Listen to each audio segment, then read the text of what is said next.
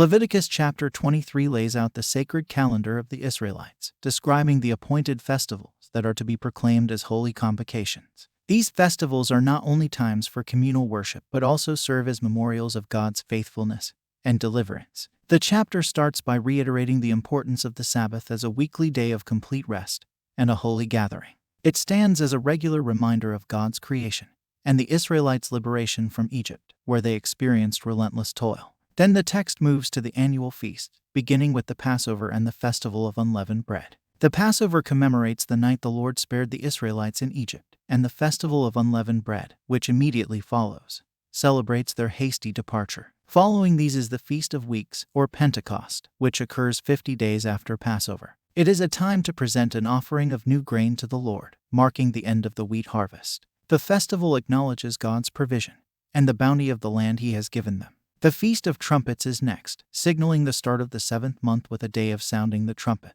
This serves as a call to remembrance and is followed by the Day of Atonement, a solemn day of self-denial and making atonement before God. Finally, the chapter describes the Feast of Tabernacles, a joyful, week-long celebration commemorating the time the Israelites spent in temporary shelters after leaving Egypt. It is a festival marked by feasting, fellowship, and giving thanks for God's protection and provision. Throughout the chapter, the importance of these festivals as communal practices is emphasized. They are to be observed by all generations wherever the Israelites live. The festivals serve to strengthen the community's identity, remind them of their shared history, and reorient them to their covenant relationship with God. Leviticus chapter 23 presents a rhythm of life centered around worship and remembrance. The festivals outlined in the chapter punctuate the calendar year, providing regular occasions for the Israelites to come together and reaffirm their faith.